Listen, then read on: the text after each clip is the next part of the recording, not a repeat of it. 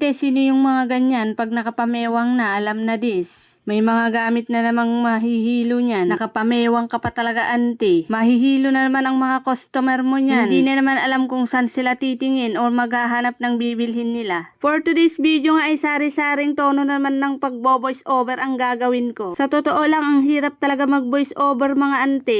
Pero go, pagtsatsagaan natin to dahil hindi pa tayo namomonetize ni Meta. 8:20 na nga ng mga oras na to. Anong oras na hindi pa rin ako tapos mag voice over? Ang haba kasi ng video na to mga ante. Kaya kailangan fast forward ang gawin ko dito. Kasi kung hindi ko yan fast forward, ante, buong araw ka rin manunood ng vlog ko. Anong oras na talaga ako natapos nito dito? Paano naman kasi mas marami pa yung abubot kaysa sa paninda ng store na to? Kaya sa may mga utang dyan, magsibayad na kayo. Para hindi lang puro abubot ang nilaman ng store na to.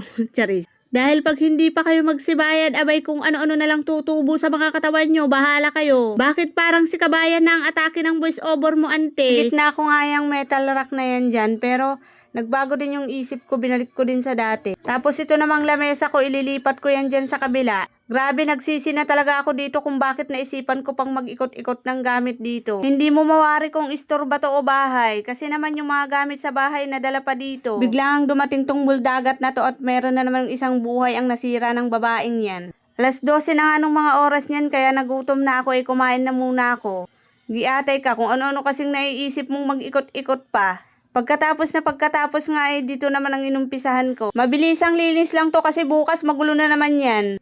Kaya from this to this. Charis. Pagkatapos ko nga sa loob, dito naman ako sa labas. Grabing kalat yung naipon ng store na yan. Buti pa nga sa kalat ang sipag mag-ipon ng store na yan. Kay puro utang nga ne. Again from this to this. Charis.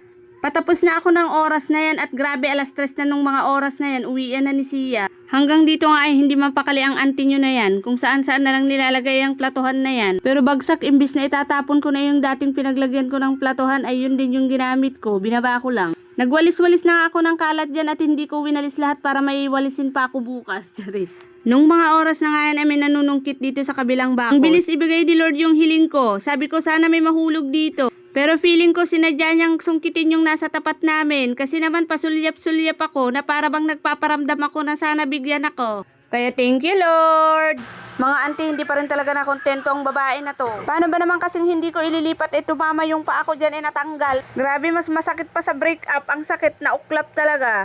Alas 9 na hindi pa rin tapos yung pag-voice over ko na to. At meron pang bubwit na magulo dito. Pinagod ko talaga yung sarili ko dito, be. Pinagbababa ko na naman yan kasi ililipat ko yan doon sa tabi ng rep. At eto na nga yung kinalabasan. Salamat sa panonood. Bye!